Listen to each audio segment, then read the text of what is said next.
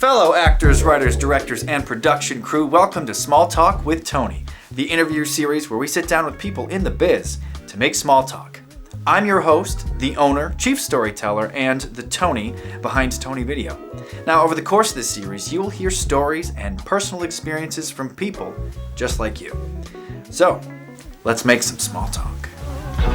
Actions always find a way to shine brighter than the things you say. So today's guest is the wonderful Dudney Joseph Jr., an actor who's originally from Western New York. Dudney has appeared on several Broadway stages and TV shows.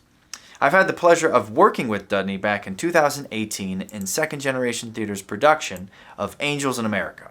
So will everyone please join me in welcoming our guest. Dudney, thank you so much for taking the time for some small talk. Hello, everyone. Dudney Joseph Jr. So glad to be here. Can't wait to get into it. Well, Dudney, it's great to have you here. And for those that don't know you, why don't you tell us a little bit about yourself? You know, everything from living in Buffalo to where you are now. I'm 35 years old, born and raised in Buffalo, New York. I went to West Seneca East Middle and High School. And then in 2007, I graduated from high school and went to Providence, Rhode Island to Johnson Wales University to study marketing communications. Why I did that, I don't know, but ran over there for a year. And the funny thing about that is the drama club at that university, they were working on Little Shop of Horrors. So they had an audition notice go out, auditioned, got the role of the plant. And as soon as I finished that production, I was like, what are you doing? You're in the wrong place. So I left Rhode Island, went to SUNY Potsdam, auditioned for their music program, got in to Crane for music education and concentration in voice.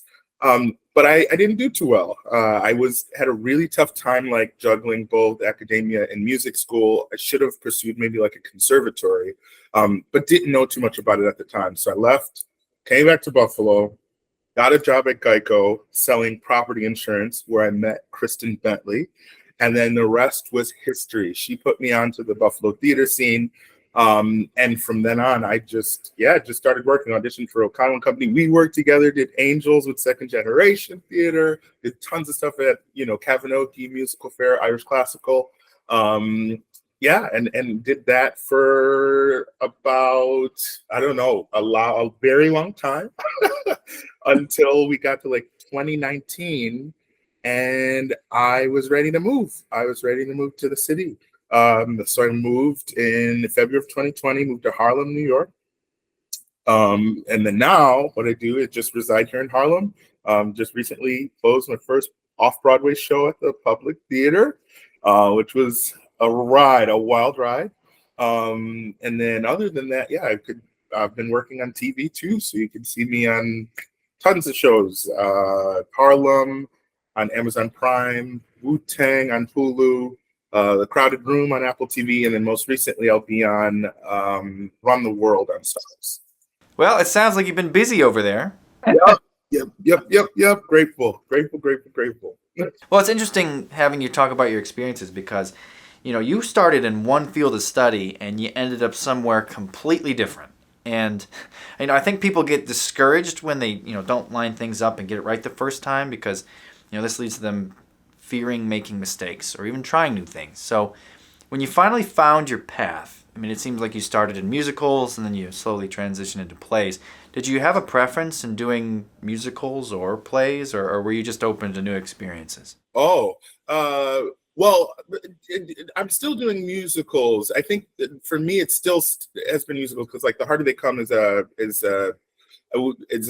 definitely a musical. There's more music in it than there is scene content. But I think the change or the thing that branched off for me is the TV film thing. So I started with musicals, heavy, and then what kind of branched out or kind of opened the door to TV and film was the pandemic. So when I moved here, I had a lot of gigs lined up and lost all of them, just like everyone else, due to the pandemic. But the film industry and TV industry was still thriving. Like they had found a way to work under those conditions. So my agents, we switched gears. So they just started submitting me for like co-star and guest star roles on TVs.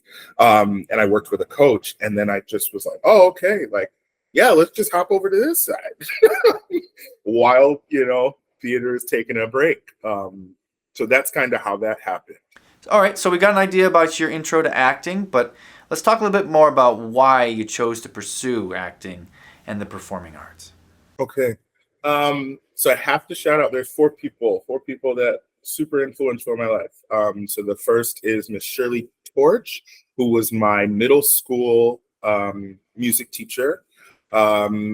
There was also Philip Ferrugia, we all know Phil, who, yep, believe it or not, was my high school music teacher.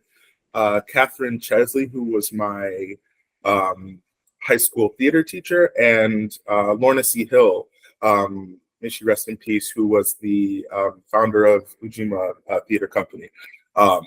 So I think what started, though, what really kind of just, where I got bit by the bug, if you will, was Miss Shirley Torch in middle school had us sign up for this 3-day intensive at Buff State College, which was performed by this troupe called the Young Americans. And I will never, I still to this day get chills over that experience. I vividly remember me sitting in the theater and looking around and be like, wait, this is it. I found my thing, I found my people, But the cool thing was this troupe was, it's crazy. I don't know if they do it anymore, but you would go and apply out of high school, and it's a collegiate program, kind of like a conservatory, and they train them to, be triple threats.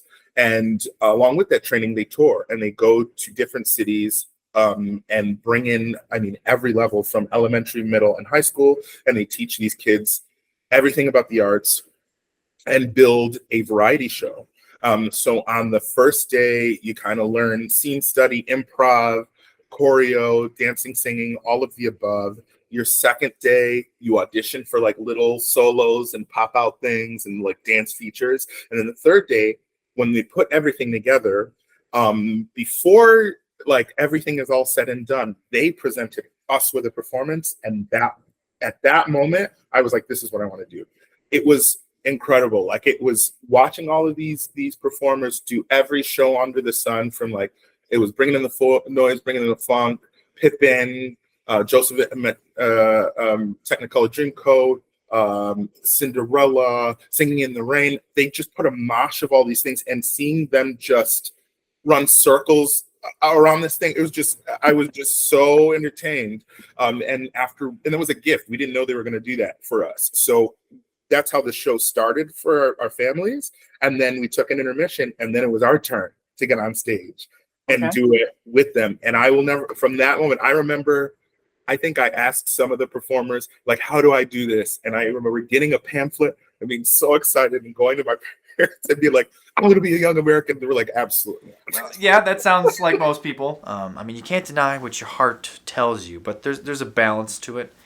In general, I think your heart will guide you in the right direction, but your brain will keep you in the right direction. There's a nice balance there. So, you found something to gravitate towards.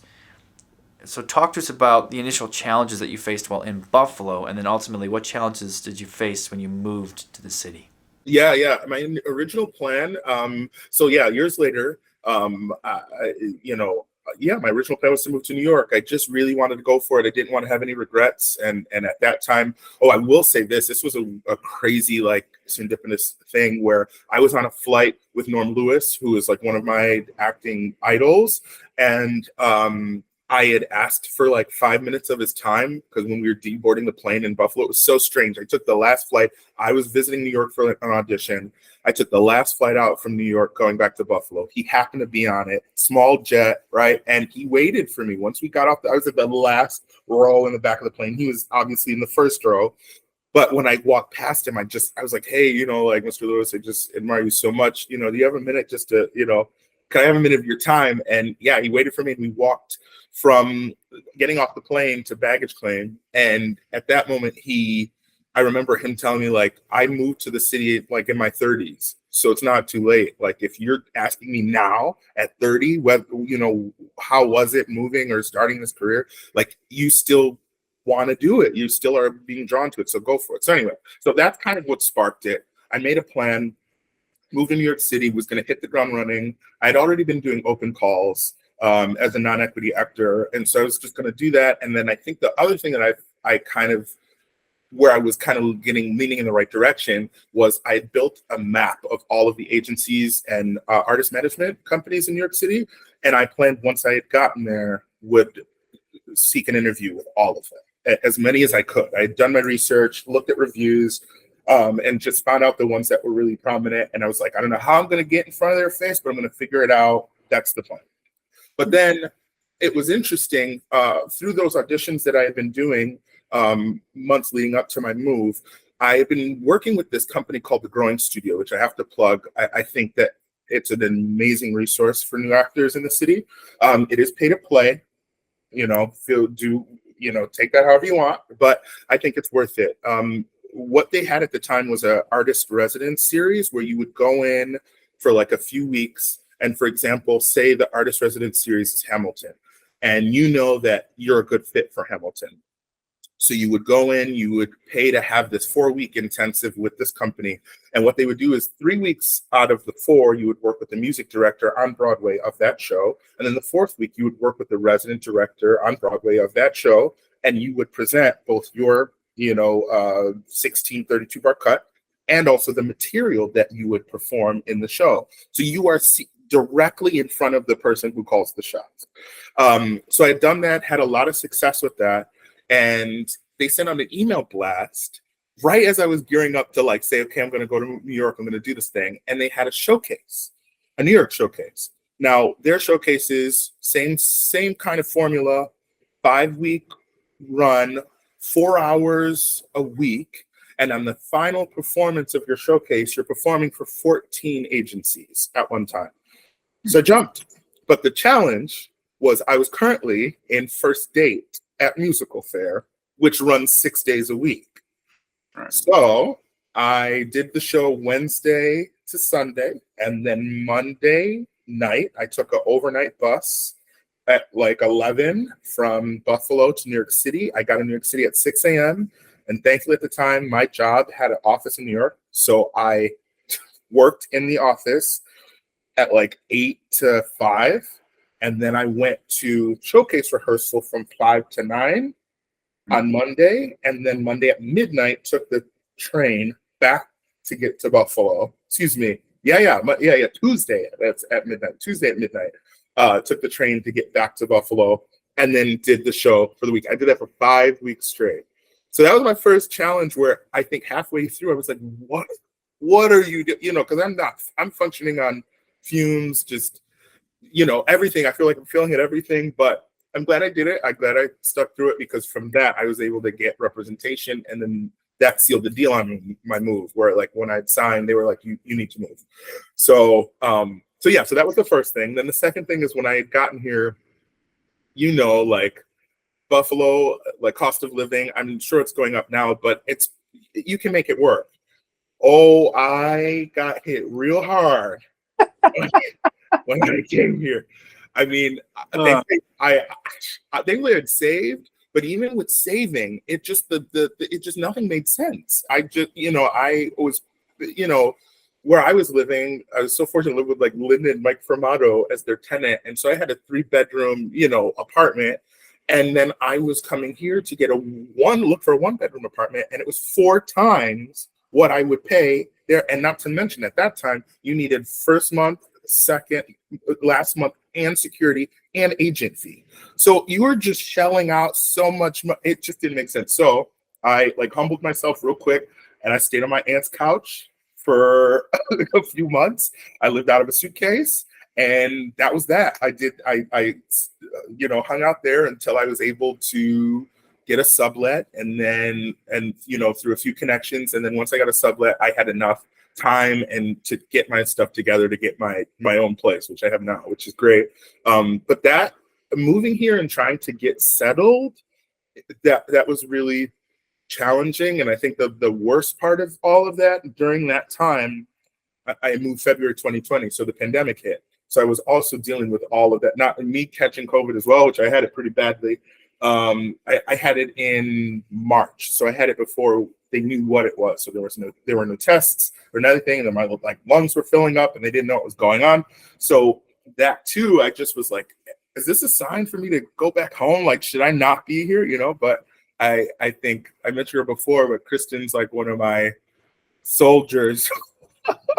My ride or die, I call her. She was like, no, like hang in there. Like, this is a really rough bump, but like imagine what it's gonna feel like if you get over it. And I'm glad I listened to her and just stuck it out. I'm glad that God spared my life, and so then here I am 3 years later. Well, you made it. Oh, and yeah, now I'm not going anywhere. If I could get through all of that, they're gonna have to drag me out of here by my teeth. By the way, I didn't realize that you went through all that, because I saw First Date. It was a great show. Everyone did a great job. But I also saw First Date off Broadway when it first came out. It was my first show in the city, actually, and I had a chance to meet Zachary Levi, and what a great guy. I mean, but to see that show, and then to see you guys do it, and then now knowing that you went through hell during that time, I just want you to know that I appreciate it. Thank you, Tony. Thank you. Your misery provides us pleasure, so thank you. All right, so you've been in the city for some time now, and it seems like you've been pretty busy, which is great to hear. And I've been keeping tabs on some of the stuff that you've been sharing, so kudos to you. But talk to us about some of the things that you've been working on either recently or you're currently working on that you're particularly proud of. Yeah, it's funny. I think the show that we just closed, The Harder They Come at the Public, I think is something that I'm most proud of. And because I was fortunate enough to be a part of the last workshop for that production.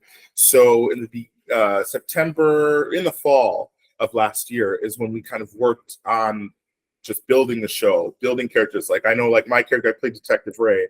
He had like, I don't know, one scene, to the point where now in the show, I'm like closing act 2, or act 1 rather. And so it was really cool to be a part of a process where you're in the room with the writers and you're in the room with these accredited and declarated, creatives, and they're like, listening to what you have to say and like seeing what you can do and developing and elaborating, and you're seeing all of these characters come to life. So it was really cool to see like the fruits of our labor and get our roses when we won the Outer Critics Circle Award for Outstanding New Off-Broadway Musical. So that's the biggest thing. Thank you. That's like the biggest thing, because it's hard. Like when you're in it, I will say I've never worked harder.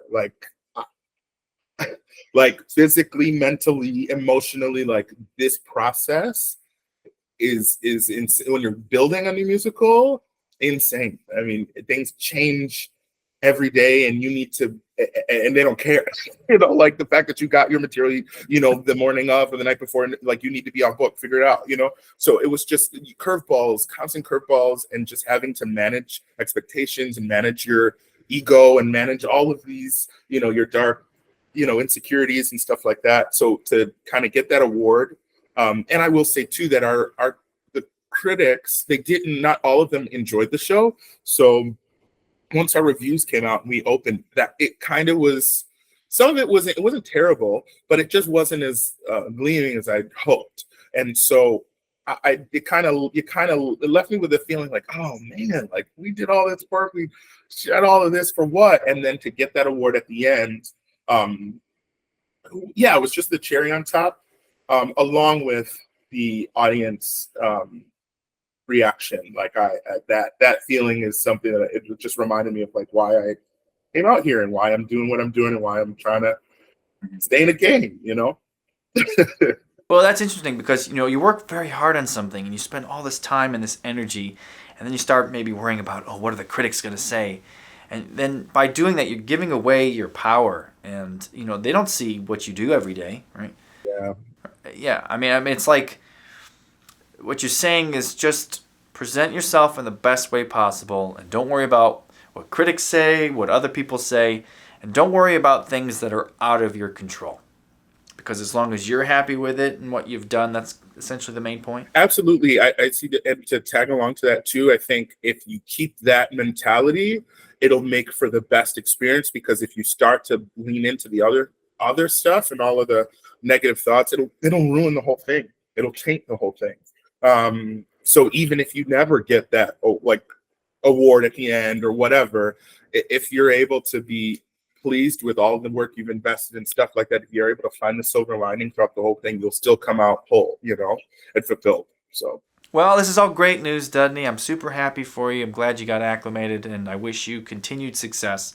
Before I let you go, though, I'm sure that there's a lot of aspiring actors that are tuning in that are interested to learn more about what you would recommend for those that are following a similar path. I mean, you talked about getting advice from somebody that you admire.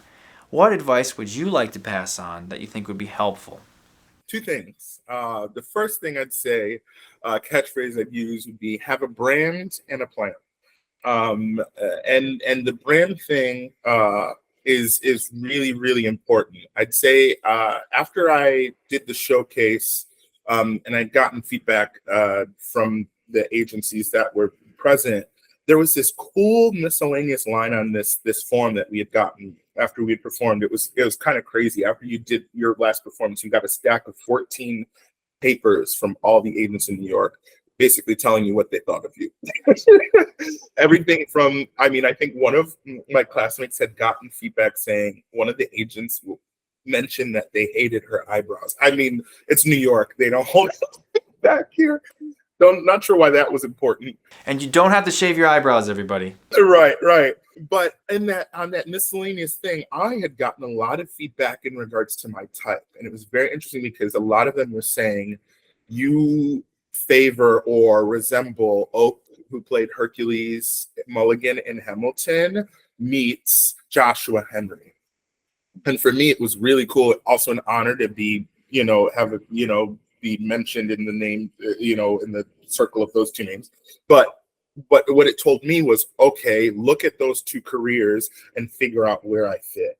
And so that kind of goes to the brand. And the reason why that was so important was because once I had my agent meetings and we were trying to figure out who I was going to sign with, almost all of them, not only did they ask me, what's my type, they also asked, what show am I good for now? Like, what can I submit you for right now, today? And you don't know that unless you know your type and you know what you can offer and you know your strengths.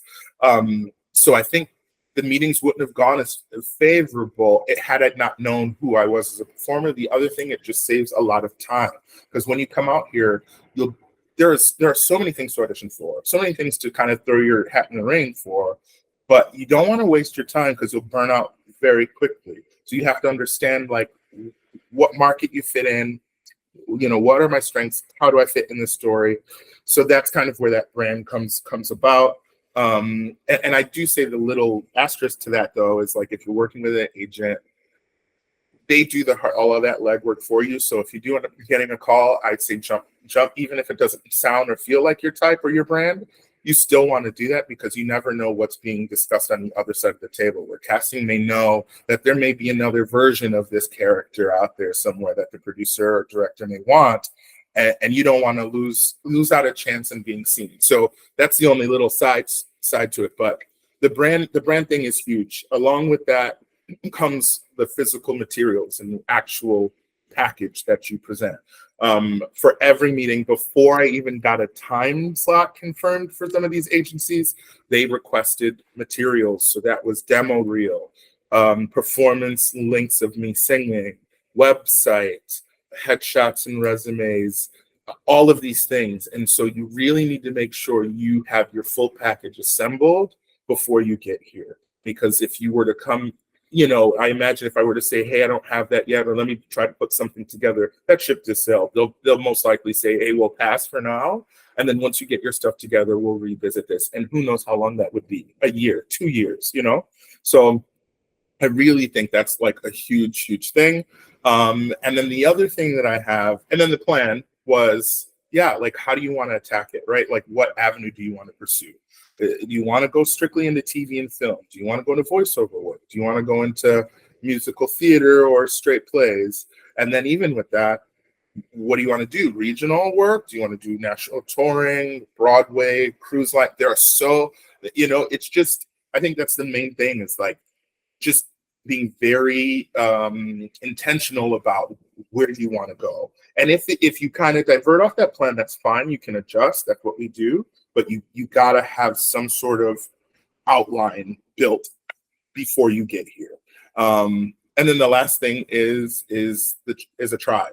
I'm really huge on that. Like, you have to find a tribe here.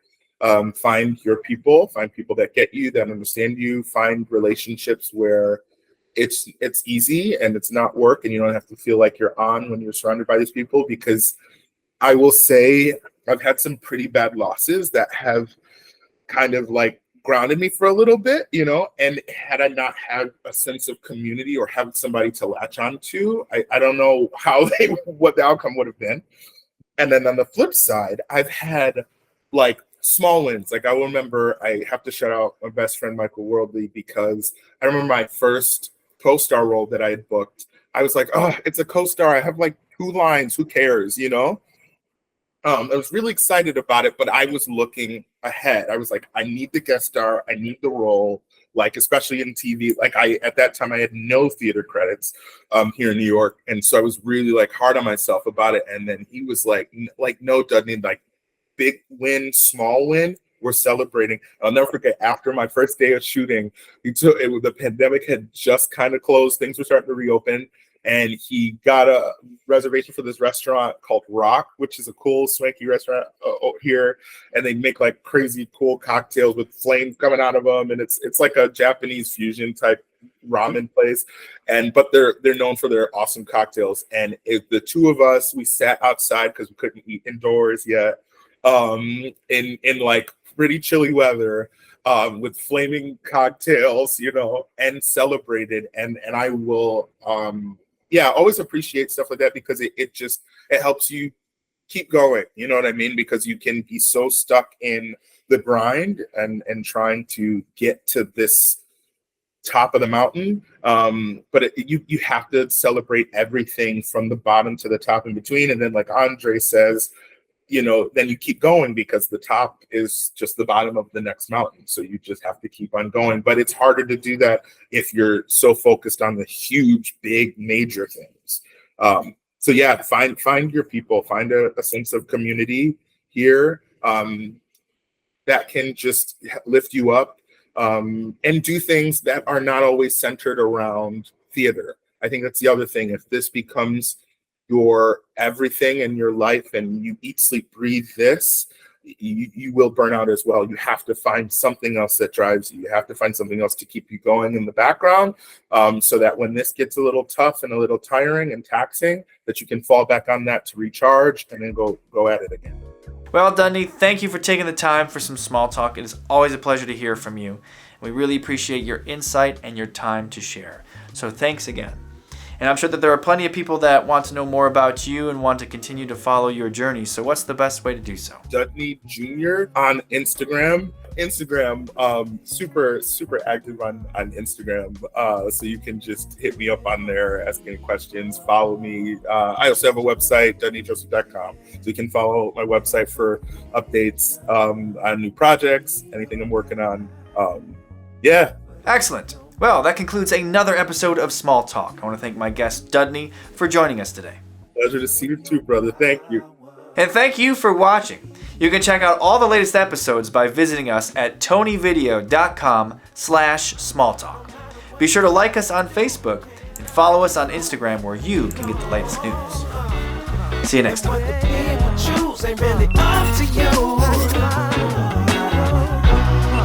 Always find a way to shine brighter than the things you say.